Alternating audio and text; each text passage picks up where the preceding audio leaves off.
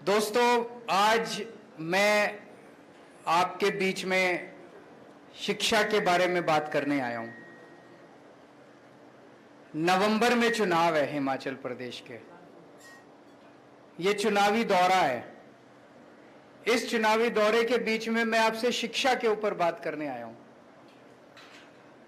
मैं आपसे पूछना चाहता हूं कि आज तक भारत के इतिहास में, आज तक आप लोग हिमाचल प्रदेश में इतने दिनों से रह रहे हो, कोई पार्टी, बीजेपी, कांग्रेस चुनाव के दौरान कभी आपसे शिक्षा पे बात करने के लिए आई क्या? किसी पार्टी ने आपको आके कहा जी हमें वोट दे दो, हम स्कूल अच्छे कर देंगे? किसी पार्टी ने आपको कहा कि हम आपके बच्चों को अच्छी शिक्षा दे देंगे? शिक्षा मुद्दा ही नहीं है लोगों के लिए। आज आप इतने सारे लोग हो, आप में से जरा हाथ उठा के ये बताना कि कितने लोगों के बच्चे स्कूलों में पढ़ने वाले बच्चे हैं? कितने लोगों के? कई लोगों के हैं। आप में से कितने लोग अपने बच्चों को प्राइवेट स्कूल में भेजते हो? कितने लोग अपने बच्चों को सरकारी स्कूल में भेजते हो?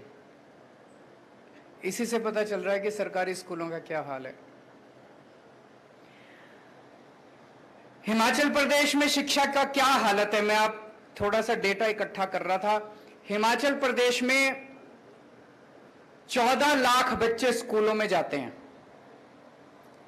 इन 14 लाख में से 8.5 लाख बच्चे सरकारी स्कूलों में जाते हैं और 5.5 लाख बच्चे प्राइवेट स्कूलों में जाते हैं। 8.5 लाख बच्चे सरकारी स्कूलों में जाते हैं, तो अधिकतर बच्चे, 70-80% बच्चे जो है वो सरकारी स्कूलों में जाते हैं। इसका मतलब हिमाचल प्रदेश के अंदर इतनी गरीबी है, बेचारे अपने बच्चों को, सरकारी स्कूलों की हालत इतनी खराब है हिमाचल प्रदेश के अंदर। आदमी के पास 2 पैसे आ जाएं तो वो अपने बच्चे को प्राइवेट स्कूल में भेजना चाहता है कि नहीं भेजना चाहता है? हर माँ बाप ये चाहते हैं कि मेरे बच्चे को अच्छी शिक्षा मिले। रिक्शे वाला और मजदूर भी चाहता है कि मेरे बच्चे को अच्छी शिक्षा, मजबूरी में आदमी सरकारी स्कूल में भेजता है। 8.5 लाख बच्चे सरकारी स्कूलों में जाते हैं और आज हिमाचल प्रदेश की जो शिक्षा व्यवस्था है, इन 8.5 लाख बच्चों का भविष्य अंधकार में है। गलत तो नहीं कह रहा? 2000 स्कूल ऐसे हैं जिनमें एक टीचर है। 8वीं तक स्कूल है, 5वीं तक स्कूल है, एक टीचर है। अब ये बताओ, वो एक टीचर 5 क्लासेस को, 8 क्लासेस को कैसे पढ़ाएगा? पढ़ा ही नहीं सकता। तो इन स्कूलों में पढ़ाई होती ही नहीं है। वो पहली क्लास को पढ़ाएगा, वो दूसरी क्लास को पढ़ाएगा, वो तीसरी को पढ़ाएगा, सबको साथ बिठा के कैसे पढ़ाएगा एक टीचर? पढ़ाई हो ही नहीं सकती। इन स्कूलों में पढ़ाई होती ही नहीं है। तो सोचो, इन बच्चों को कुछ भी नहीं आता। इन बच्चों का क्या कसूर? ये भी तो अपने भारत के ही बच्चे हैं, इनको कौन देगा शिक्षा? कई स्कूल ऐसे हैं जिनमें एक भी टीचर नहीं है। 722 स्कूल ऐसे हैं, 722 स्कूल ऐसे जिसमें एक कमरा है। यह मैं हिमाचल प्रदेश की बता रहा हूं। एक कमरा है, उसी में पहली क्लास भी लगती है, उसी में दूसरी क्लास भी लगती है, उसी में तीसरी भी लगती है, उसी में चौथी भी लगती है, 5वीं तक की क्लास और कई कई तो 8वीं तक की क्लास एक ही कमरे के अंदर। कैसे हो सकता है? ये मजाक बना रखा है इन लोगों ने। 12वीं क्लास के नतीजे हिमाचल प्रदेश के 2019 में 12वीं क्लास के नतीजे आए थे 62%, 2020 में 76%। 55 सरकारी स्कूल ऐसे थे जिनमें एक भी बच्चा पास नहीं हुआ। यह मैंने इंटरनेट पे देखा है। 55 सरकारी स्कूल ऐसे थे हिमाचल प्रदेश के अंदर जिसमें 10वीं और 12वीं क्लास में बोर्ड के पेपर में एक भी बच्चा पास नहीं हुआ। और अभी हिमाचल प्रदेश हाईकोर्ट के अंदर एक पीआईएल दाखिल की है किसी ने। उस पीआईएल में उसने कहा है कि हिमाचल प्रदेश सरकार ने मंडी के अंदर एक सरकारी स्कूल को तोड़ के वहां पे मॉल बना रहे हैं। ये हिमाचल प्रदेश की शिक्षा व्यवस्था है। हिमाचल प्रदेश पे कांग्रेस ने 30 साल राज किया, भारतीय जनता पार्टी ने 20 साल राज किया। इन्होंने क्या किया? शिक्षा व्यवस्था को बर्बाद करने में इन्होंने कोई कसर नहीं छोड़ी। गलत तो नहीं कह रहा? अब आपकी मर्जी है, 5 साल और दे दो इनको, आपके बच्चों के 5 साल और खराब हो जाएंगे। अगर आज आपका बच्चा 8वीं क्लास में पढ़ रहा है और आज आपने गलती करके बीजेपी और कांग्रेस को वोट दे दिया, आपका बच्चा 12वीं क्लास पास कर जाएगा अगले चुनाव तक, फिर मौका नहीं बचेगा। मौका यही है, अगर आपने अपने बच्चों को बचाना है तो इसी बार बदलना पड़ेगा आपको, इसी बार बदलना पड़ेगा। 8वीं क्लास में अगर आपका बच्चा पढ़ रहा है, वो 12वीं पास कर जाएगा, उसका भविष्य तो गया। उसका भविष्य कौन ठीक करेगा और उसका जिम्मेदार कौन होगा? मां बाप, क्योंकि उन्हें वोट उनको दिया। अभी तक तो हमारे पास मौका नहीं था, जैसे हमारे सुरजीत जी ने कहा, एक बार बीजेपी थी, एक बार करते क्या मरते, कभी बीजेपी को दे दो, कभी कांग्रेस को दे दो। इस बार तो मौका है, इस बार तो अपने बच्चों को बचा लो, इस बार तो अपने बच्चों का भविष्य बचा लो। देखो जी, मेरे को पॉलिटिक्स करनी नहीं आती, मेरे को राजनीति करनी नहीं आती, मेरे को भी नहीं आती, भगवंत भाई को भी नहीं आती। हम लोगों को राजनीति करनी नहीं आती, काम करना आता है। देश के लिए समर्पित हैं, देश के लिए हमारी जान भी हाजिर है। सुबह से शाम तक केवल हम यही सोचते हैं। पिछले 7 साल में दिल्ली में मैं काम कर रहा हूं और पिछले 3 महीने में आपने मान साहब की झलकियां देख ली कि किस तरह से रोज एक बार ये सुबह बैठ जाते हैं, एक बार एक सुबह अनाउंसमेंट आ जाता है पंजाब के अंदर, एक शाम को आ जाता है। इतना काम हो रहा है, इतना काम हो रहा है। दिल्ली के अंदर जब हमारी सरकार बनी थी जी 2015 में, दिल्ली के सरकारी स्कूलों का यही हाल था जो हिमाचल प्रदेश के, और ज्यादा बदतर हाल था। टॉयलेट्स के नाम पे कुछ भी नहीं था। एक बेचारी बच्ची अगर अपने घर से स्कूल आ जाए और उसको बाथरूम जाना पड़े तो वापस घर जाना पड़ता था, वो टॉयलेट नहीं जा सकती थी, इतना बुरा हाल था। किसी स्कूल के अंदर टॉयलेट का इंतजाम नहीं था। दिल्ली सरकार के स्कूलों में पानी का इंतजाम नहीं था, जाले लगे पड़े थे दीवारों पे, दीवारें टूटी पड़ी थी, छत चू रही थी, छत नीचे डेस्क नहीं थे, टाट पे बैठते थे बच्चे, घंटे भर आते थे, फिर खेलते कूदते बाहर, कोई सिक्योरिटी गार्ड नहीं था। बुरा हाल था एजुकेशन का। और सरकारी स्कूलों के नतीजे तो माशाल्लाह ना ही पूछो। टीचर्स आते थे, घंटे भर के अंदर वो भी घर चले जाते थे। जैसे हिमाचल प्रदेश के अंदर है, अगर किसी के पास 2 पैसे आ जाएं तो अपने बच्चे को प्राइवेट में भेजना चाहता है, वही हाल सरकारी स्कूलों का था दिल्ली के अंदर। जिसके पास, रिक्शे वाले के पास, मजदूरों के पास, में राजनीति में आने के पहले मैं एनजीओ में काम करता था, समाज सेवा का काम करता था, झुग्गियों, दिल्ली की झुग्गी बस्तियों में काम किया करता था। उन झुग्गी बस्तियों के अंदर मैं देखता था कि एक रिक्शे वाला भी, एक मजदूर भी कोशिश करता था, यार एक टाइम का रोटी कम खा लेंगे लेकिन अपने बच्चों को स्कूल, अच्छे प्राइवेट स्कूल में भेज देते हैं। कोई सरकारी स्कूल में नहीं भेजना चाहता था।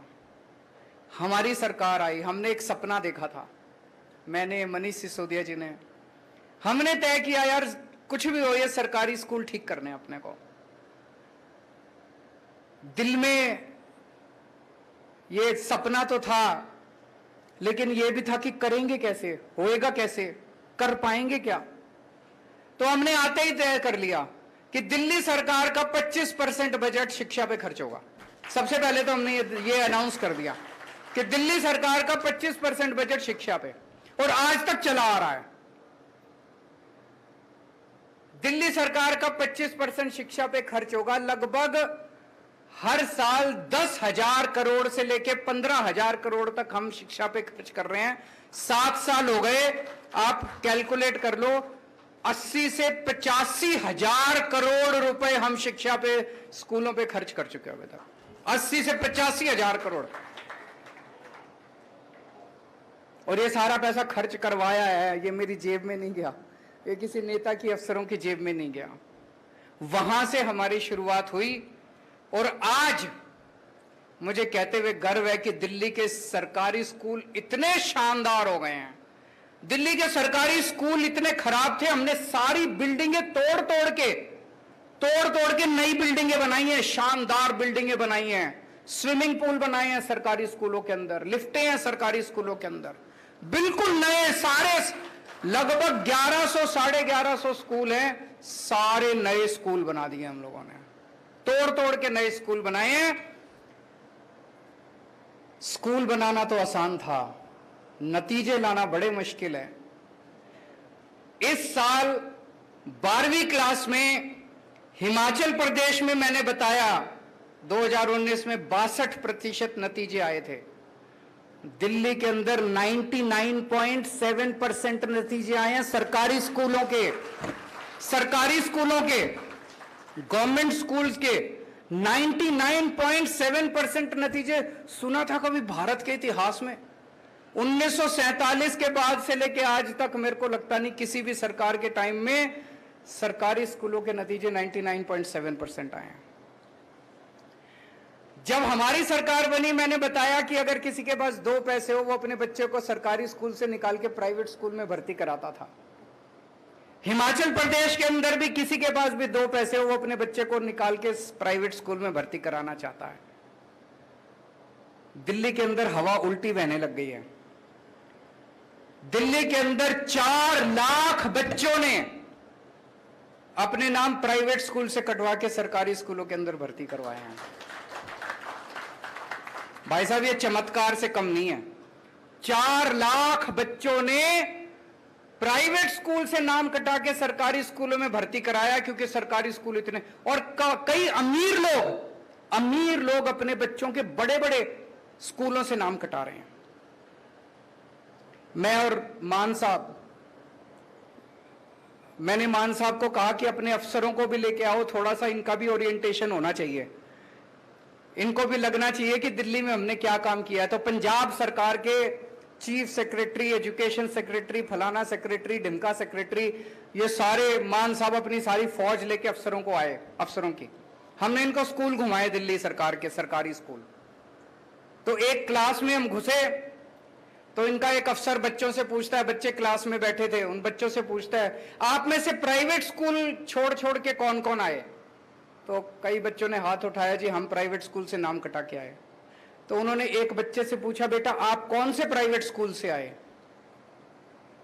वो बच्चा कहता है saint Columbus. Saint Columbus Delhi का सबसे बड़ा प्राइवेट स्कूल है, सबसे, मतलब कहते हैं ना जिसमें कि एडमिशन लेना इम्पॉसिबल, सबसे शानदार प्राइवेट स्कूल है सेंट कोलंबस से भी, डीपीएस से भी, इधर से भी उधर से भी लोग अपने बच्चों के नाम कटा के सरकारी स्कूल में भर्ती करा रहे हैं। आज अगर कोई मेरे से पूछता है अरविंद जी 7 साल में आपने सबसे अच्छा काम क्या किया? भाई साहब हमने बच्चों के 16 लाख बच्चे मेरे सरकारी स्कूलों में पढ़ते हैं, इन 16 लाख बच्चों की मैंने जिंदगी बना दी। अब आपसे एक मौका मांगने आया हूं, ये 8.5 लाख बच्चे जो सरकारी स्कूलों में पढ़ रहे हैं, इनकी भी जिंदगी बनानी है कि नहीं बनानी है? चाबी आप लोगों के हाथ में, आप ही कुछ कर सकते हो। आ रहा हूं मैं, अब मैं आपको बताता हूं। आईआईटी का नाम सुना है सब लोगों ने? आईआईटी है Indian institute of technology, engineering college है। उसमें एडमिशन लेना बहुत मुश्किल है, सबसे बेस्ट इंजीनियरिंग कॉलेज है, देश में नहीं पूरी दुनिया के अंदर उनका नाम माना जाता है। पहले 100 दुनिया के इंजीनियरिंग कॉलेजेस में आईआईटी आते हैं हमारे देश के। मैं भी आईआईटी से हूं। बड़ा मुश्किल है, मेरे को पता है मैं कितनी मेहनत करी थी, मैंने कितने रात दिन पढ़ना पड़ता है, बड़ी मुश्किल है। आपको जान के ताज्जुब होगा जी, पिछले 2-3 साल से 400 से ज्यादा बच्चे हर साल हमारे आईआईटी की परीक्षा पास कर रहे हैं, सरकारी स्कूलों के, गवर्नमेंट स्कूल के। हिमाचल प्रदेश के अंदर 55 स्कूल ऐसे हैं जिसमें एक भी बच्चा 12वीं पास नहीं कर रहा। दिल्ली के अंदर दिल्ली सरकार के स्कूलों के 400 बच्चे आईआईटी की परीक्षा पास कर रहे हैं। ये बड़ी बात है, बहुत बड़ी बात है। और मैं एक उदाहरण देना चाहता हूं। एक बच्चा है राजीव राय, इसका इस साल आईआईटी गुवाहाटी में मैकेनिकल इंजीनियरिंग में एडमिशन हुआ है। आईआईटी गुवाहाटी में मैकेनिकल सरकारी, हमारे दिल्ली सरकार के 12वीं क्लास से पास हुआ, उसने परीक्षा दी और उसको आईआईटी गुवाहाटी में मैकेनिकल इंजीनियरिंग। उसके पिताजी एक छोटे से मैकेनिक हैं। सड़क के किनारे एक वो पॉलीथीन की शीट लगा के उसके नीचे बैठ के मैकेनिक का काम करते हैं सड़क के किनारे, जैसे वो रेडी पटरी वाले होते हैं उसी तरह के। 9,000 रुपए महीने मुश्किल से कमाते हैं। पिताजी तीसरी पास हैं, माताजी पढ़ी नहीं हुई, अनपढ़ है। ये लड़का आईआईटी गुवाहाटी से मैकेनिकल इंजीनियरिंग करने के बाद इसको जो शुरुआती तनख्वाह मिलेगी, कम से कम 2 लाख रुपए महीने की तनख्वाह इसको मिलेगी। अब आप सोच के देखो कि अगर दिल्ली सरकार के स्कूल अच्छे नहीं हुए होते तो क्या होता?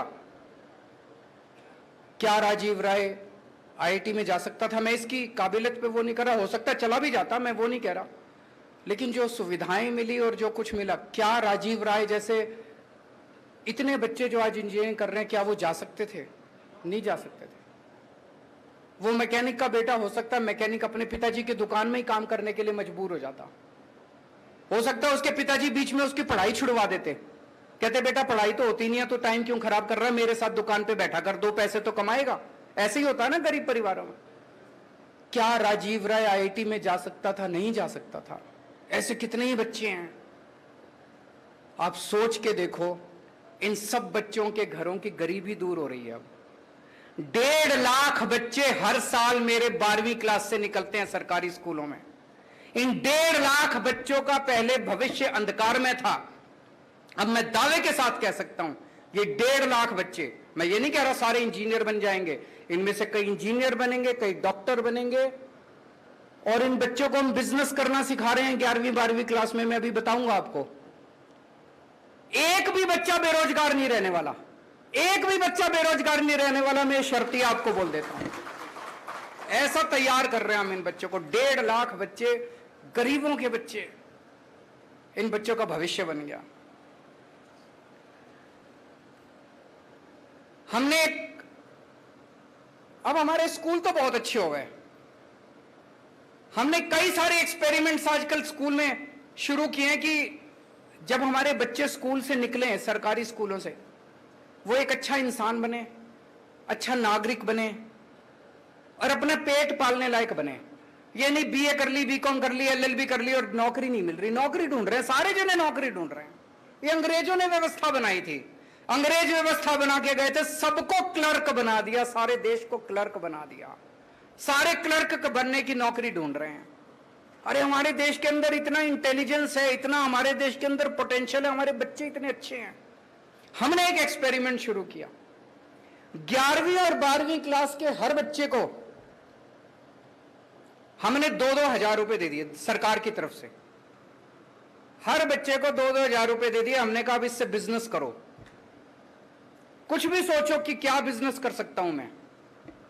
टीम बना लो, मान लो 4 बच्चों ने टीम बना ली तो 2-2 हजार मिला के 8 हजार हो गए। 8 बच्चों ने टीम बना ली, 16 हजार हो गए। अब तुम उससे बिजनेस करो। ऐसे बच्चों ने टीम बना बना के अपने बिजनेस आइडियाज किए हैं। 52,000 बिजनेस आइडियाज हमारे पास आए हैं, 52,000 इन स्कूलों में से। मैं आपको एक छोटा सा उदाहरण देना चाहूंगा, आपको सुन के मजा आएगा। हर्ष एक लड़का है, इसने अपने 8 बच्चों को इकट्ठा किया तो 16 हजार रुपए हो गए, 2-2 हजार रुपए मिला के। ये 16 हजार रुपए से इन लोगों ने एक नई किस्म की खाद बनाई, कूड़े से खाद बनाई नई किस्म की। और उस खाद को इन्होंने 16 हजार रुपए की खाद बनाई, इसको बेचा। व्हाट्सएप पे, फेसबुक पे जाके लोगों को कांटेक्ट किया। इन्होंने 6 महीने के अंदर 64 हजार रुपए कमा लिए। 16,000 के 64,000 हो गए। फिर ये जितने बच्चे थे जिनके अच्छे अच्छे आइडियाज थे, हमने देश के कई अमीर लोगों को बुलाया एक 5 स्टार होटल में, और वहां हमने इन सरकारी स्कूल के बच्चों को कहा कि आप इनके सामने अपना आइडिया प्रेजेंट करो। आपने टीवी में देखा, एक बिजनेस ब्लास्टर्स प्रोग्राम हमने किया था। बच्चों ने 11वीं 12वीं के हमारे बच्चे देश के सबसे अमीर लोगों के सामने प्रेजेंटेशन कर रहे हैं। आप सोच के देखो क्या कॉन्फिडेंस लेवल है हमारे बच्चों का। सरकारी स्कूलों के 11वीं 12वीं क्लास के बच्चे बड़े बड़े अमीर लोगों के सामने प्रेजेंटेशन कर रहे हैं कि मैं बिजनेस करना चाहता हूं, आप मेरे को इतने पैसे दो। उसमें कई बच्चों को इन्वेस्टमेंट मिली। किसी इंडस्ट्रियलिस्ट ने कहा मैं आपके आइडिया में इतने पैसे इन्वेस्ट करता हूं। हर्ष, जिसका मैंने अभी बताया, इसके पिताजी एक सरकारी स्कूल के अंदर सफाई करते हैं, सफाई कर्मचारी हैं, बहुत गरीब परिवार से आता है। इसकी 8 लोगों की टीम को 16 लाख रुपए की इन्वेस्टमेंट मिली इंडस्ट्रियलिस्ट से। अब ये सारे बच्चे तैयार हो रहे हैं भारत मां का नाम रोशन करने के लिए, आगे बढ़ने के लिए। हमें हिमाचल प्रदेश के बच्चों को तैयार करना है कि नहीं करना है? चाबी आप लोगों के हाथ में है जी। अभी सबसे पहले जो क्वेश्चन मेरे से पूछा गया, एक बहन ने पूछा जी प्राइवेट स्कूल वालों ने बड़ी लूट मचा रखी है, खूब फीस लेते हैं। दिल्ली में भी यही था। सरकारी स्कूलों का बुरा हाल है। हर माँ बाप अपने बच्चे को अच्छी शिक्षा देना चाहता है, हर माँ बाप अपने बच्चे को प्राइवेट स्कूल में भेजता है, और प्राइवेट स्कूल वालों को पता है कि जो मर्जी ले लो, माँ बाप की तो चलती नहीं है, कर क्या लेंगे बेचारे। कोई माँ बाप अगर थोड़ी सी आवाज उठाते तो धमकी देते तेरे बच्चे को निकाल देंगे स्कूल से, ले जा अपने बच्चे को। माँ बाप को लगता है यार कहाँ में एडमिशन कराना कोई आसान थोड़ी है आजकल प्राइवेट स्कूलों में। तो मजबूरी में सारे पेरेंट्स जो हैं वो, और सरकार क्या करती है, सरकार के आधे मंत्रियों के तो अपने ही प्राइवेट स्कूल होते हैं कि नहीं होते? बड़े बड़े स्कूल जितने ये सारे नेताओं के हैं, और या ये सारे नेताओं के साथ साठगांठ करते हैं, पार्टी में चंदा देते हैं ये लोग। हमारी पार्टी ईमानदार है, ना तो हमारे किसी मंत्री का स्कूल और ना हमारी पार्टी किसी प्राइवेट वाले से चंदा लेती। हमने दिल्ली में आने के बाद ब्लैंकेट बैन कर दिया, कोई फीस नहीं बढ़ाई जाएगी। केवल बैन नहीं करा, हमने दिल्ली के सारे प्राइवेट स्कूलों का ऑडिट करा दिया। चार्टर्ड अकाउंटेंट्स भेज के चार्टर्ड अकाउंटेंट्स की टीम बना दी, ऑडिट करा दिया। भाई साहब को जान के ताज्जुब होगा, कई दिल्ली के बड़े बड़े, नाम लेना ठीक नहीं है, बड़े बड़े स्कूल ऐसे निकले 40 करोड़ 50 करोड़ की एफडी बना रखी है। अरे तुम एफडी बनाने के लिए स्कूल चला रहे हो? एफडी बना रखी है, 50 करोड़ रुपए की एफडी बना के बैठे और फीस पे फीस बढ़ाए जा रहे हैं। भारत के इतिहास में पहली बार हुआ, हमने एफडी तोड़ाई और पिछले 5 साल में जितने बच्चे स्कूल में पढ़े हैं सबके पैसे वापस कराए हमने। पैसे वापस कराए हम लोगों ने। कभी सुना है कि प्राइवेट स्कूल में पढ़ने वाले बच्चों के चेक वापस उनके अकाउंट में पैसे वापस आए? हमने फीस नहीं बढ़ने दी, 7 साल तो हो गए। अभी पंजाब के अंदर मान साहब ने सरकार संभाली है, अप्रैल के पहले हफ्ते में स्कूल फीस बढ़ाते हैं। इन्होंने ऑर्डर जारी कर दिए, कोई फीस नहीं बढ़ाएगा कोई स्कूल। ये स्कूल वाले ये भी कहते हैं ना, यूनिफॉर्म स्कूल से ही लेनी है, किताबें स्कूल से ही लेनी है, मनमर्जी कर रखी है इन्होंने, अनाप शनाप पैसे कम। इन्होंने ऑर्डर कर दिए कोई स्कूल से नहीं लेनी, जहां से मर्जी यूनिफॉर्म लो, कोई किताबें स्कूल से नहीं लेनी, जहां से मर्जी लो, और कोई फीस नहीं बढ़ाएगा। और अभी ये बता रहे थे पिछले हफ्ते कुछ स्कूलों ने इनके ऑर्डर की अनदेखी करके कल उन्होंने फीस बढ़ा दी। आज इन्होंने ऑर्डर जारी कर दिया, सबकी फीस वापस कम करा दी इन्होंने। सरकार ईमानदार चाहिए, सरकार जनता के प्रति जवाबदेह चाहिए। अगर ईमानदार सरकार आएगी, मजाल कोई जनता को लूट ले। तो दोस्तों, मैं केवल दिल्ली के लोगों ने अपने बच्चों का भविष्य केवल एक वोट से बदल लिया। एक वोट दिया था दिल्ली के लोगों ने 2014 में 15 में हमको। आज दिल्ली के लोगों का बच्चों का भविष्य बदल गया। अब दिल्ली की जनता ने बाकी सारी पार्टियों को, कांग्रेस के तो 0-0 सीट आ रही है हर बार, और बीजेपी वालों की पहले 3 आई, इस बार 8 सीट आई। जनता इतना प्यार करती है आम आदमी पार्टी से, आप भी अपने बच्चों का भविष्य बदल सकते हो बटन दबा के। बटन बदल के, मान साहब कह रहे हैं पिछली बार जो बटन दबाते थे, बटन बदल दो, बटन दबा के। आपका अपने बच्चों का भविष्य आपके हाथ में है। जैसा मैंने कहा कि टाइम, आप कई बार कुछ लोग कहते हैं हाँ अरविंद जी अच्छा कर रहे हो, अगली बार देखेंगे। अरे मैं तो यही हूं, तुम्हारे बच्चों का क्या होगा? मेरा तो देख लेना, पहले अपने बच्चों का देख लो। मैं अपने लिए नहीं आया, मेरे को कोई इच्छा नहीं है। मैं इनकम टैक्स में पहले कमिश्नर की नौकरी किया करता था, अच्छा खासा काम कर रहा था। वो छोड़ के मैं दिल्ली की झुग्गियों के अंदर काम करने लगा। कई साल झुग्गियों में काम किया मैंने। उसके बाद दिल्ली का मुख्यमंत्री बन गया। 49 दिन के अंदर कुर्सी छोड़ दी। मेरे ख्याल से दुनिया के इतिहास में पहला एक मूर्ख मुख्यमंत्री मैं ही होऊंगा जो 49 दिन के अंदर। सत्ता के लिए नहीं आए हम, येन केन प्रकारेन सत्ता ले लो, जाति के नाम पे, धर्म के नाम पे, पैसे बांट के, दारू पिला के, वो सब नहीं करते हम। दिल के अंदर देश धड़कता है हमारे, देश के लिए काम करें। तकलीफ होती है। अगर हमने 5 साल में दिल्ली के स्कूल ठीक कर दिए, ये कांग्रेस वालों ने 30 साल राज किया हिमाचल प्रदेश के अंदर, ये नहीं कर सकते थे? 20 साल बीजेपी ने राज किया, ये नहीं कर सकते थे? अब ये आके कहेंगे एक और मौका दे दो।